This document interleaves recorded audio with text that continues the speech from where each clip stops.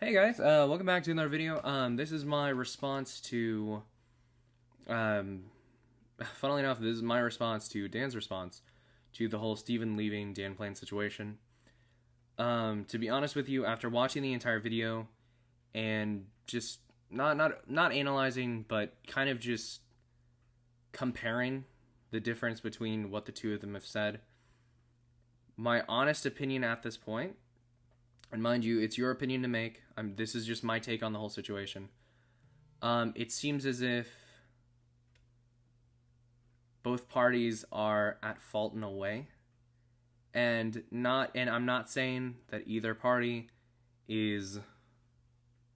I'm not saying that Steven did something horribly wrong, and at this point, I'm not even saying that Dan did something horribly wrong. What I'm saying is that the level of communication between them seemed to have drifted apart, as they went from being less of friends to more of business partners. And neither one felt that they could talk to the other. And not only has that been throwing tension in Dan's way, where Dan feels like he doesn't have friends anymore as much as he just has employees, which I'm sure is saddening to him because, again, he's said over and over again he feels as if everyone is his friend, but clearly they don't view him that way. And, I mean, at this point, my thing is just imagine putting yourself in his shoes, right? You have these people who you've been friends with for years, and all of a sudden your channel explodes, right? You start making a lot of money from it, and you have these people who, let's be real, and I realize it's horrible to say, but probably didn't expect anything to come out of it. So when expecting nothing to come out of it, in a way of being nice, mind you, they said, oh, well, you don't have to pay me anything, right? But then you start to see that they make more money. So then instead of saying, well, now that we're making more money, I want more, and discussing it, it's just very awkward. Like, you're discussing payment with somebody who's supposed to be your best friend, which would be awkward in its own right. But then you feel like you're being treated unfairly, but you're a part of a group of people. And whenever you're in a group, it's difficult to go to one person of the group, and especially the leader, in this case Dan, and to say, I feel like I'm being underpaid. And then you go through all this time of thinking about it and thinking about it and thinking about it and not being able to say it, and then when you finally do say it, you come off as you kind of just explode, right?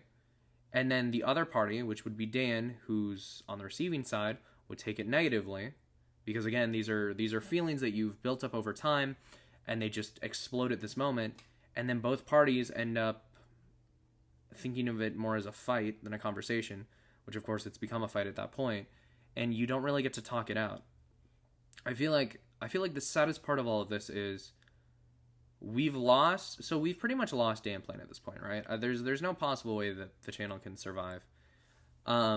Because they've lost all their original members, unless Dan starts recruiting new members and he's not depressed anymore. But in all reality, I feel like this was more or less just a disagreement between two friends who felt so awkward with their position with each other, to where they didn't talk it out, and to where they got into their own head so much to the point where they see each other as enemies now. They've made it very clear that they're basically demonizing each other, right? Dan. If you watch Dan's video, Dan is demonizing Steven, saying that he's doing these horrible things, and Steven is demonizing Dan, saying that Dan is doing all these horrible things.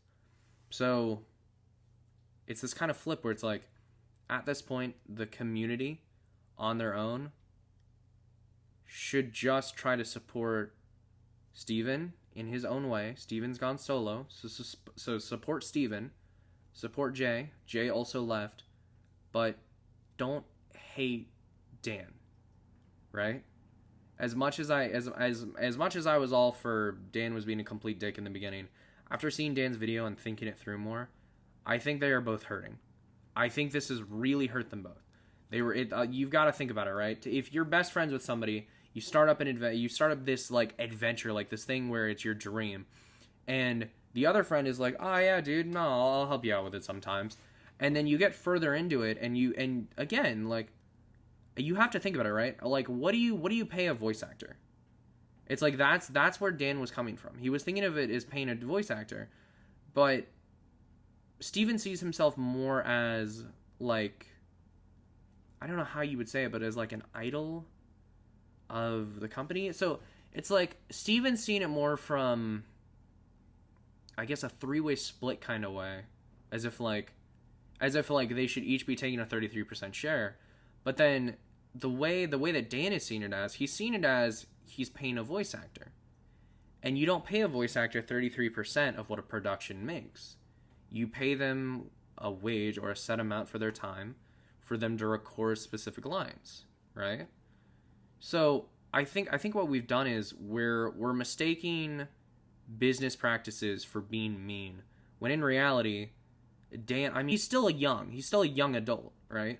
So he doesn't have as much experience with these things, and it's like we need to let him make mistakes, and we need to let him move on. We need to not hold this over his head for the rest of time as he tries to make things better. He's clearly seen that what he did was wrong, and he's trying to make amends for it. Steven's very upset, but if we continue to demonize Dan, and we continue to only support Steven, things are going to go very south for Dan in ways that, in the end, I'm sure we will all regret.